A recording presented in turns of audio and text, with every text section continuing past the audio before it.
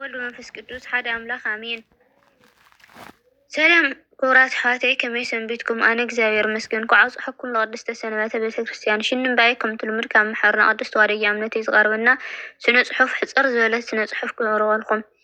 ኣነ ሓለዋ ሓውካ ድየ ኣይትበል ዘፍጥረት ምዕራፍ 4 ፍቅዲ 9 እግዚአብሔር ከዓ ንቃየል ሓውካ ኣቤል ኣበይ ኣሎ ኢሉ ሓተቶ። ቃየል ድማ ኣይፈልጥን ኣነዶ ሓለዋ ሓወይ እየ ኢሉ መለሰሉ። ቃየል ንሓዋ ኣቤል ምስ ቆተሎ እግዚአብሔር ምስ ሓተቶ ዝሃቦ መልሲ እዩ።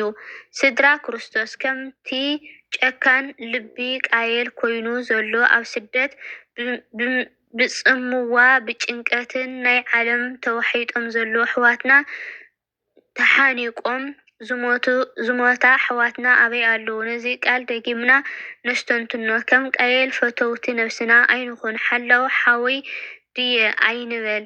ክርስትያናዊ ስነ ምግባርና እቲ ዝዓበየ ግብሪ ስለ ሓውካ ምሕሳብ ስለ ድሕነት ዓለም ምጽላይ እዩ። ነዚ እዩ ቤተ ክርስቲያን እግዚኦ መሐረና ክርስቶስ ትብል። ኦ ጎይታና ክርስቶስ መሐረና ኢና እንጽልእ እምበር መሐረኒ ኣይንብልን ኢና። ከመይ እንተበና መሐረና ዝብል ቃል ትርጉሙ ስለ ኩሉ ዓለም ምልማን ማለት እዩ። ኣሕዋተይ ኣብ ዓለም ብዙሓት ኣሕዋትና ብፍላይ ኣብ ስደት ሰኣን ሰብ ሓጋዚ ደሃይ ዘይ ምግባር ብዙሓት መንእሰይ ኣብ ሽግር ኣብ መንከራ ብጭንቀት ተሓኒቆም ዝሞቱ ውሕዳት ኣይኮኑን። ሓደ ዓብይ ሓገዝ ካባና ይጽበዩ ኣለዉ። ንሱ ከዓ ናይ ገንዘብ ሓገዝ ወይ ናይ ጉልበት ሓገዝ ኣይኮነን። እንታይ ደኣ ናይ ጸሎት ሓገዝ እዩ። ኣስተውዕሉ ክቡር ሓወይ፣ እዚ ሽግር እዚ ኣባኻ ስለ ዘይበፅሐ ቀሲንካ ክትርቅስ ማለት ኣይኮነን።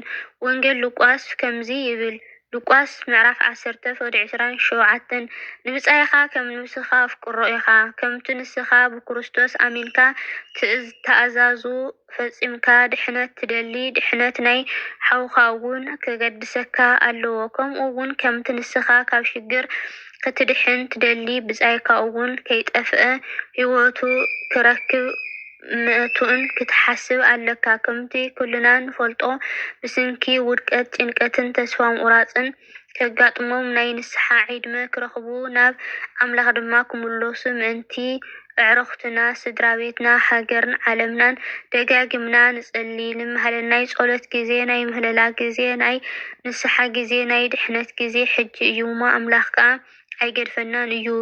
ኦ ጎይታ ይቅር በለና ንዝተጨነቐት ህዝብኻ ብፅሐዮም እሞ ምእንቲ ቅዱስ ስምካ ኢልካ ፈውሶም ኣሜን።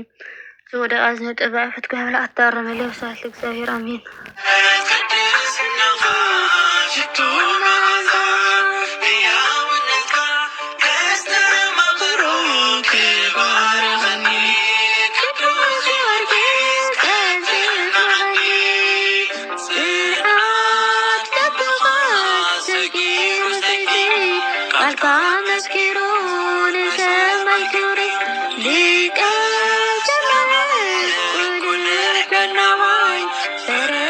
Let's go.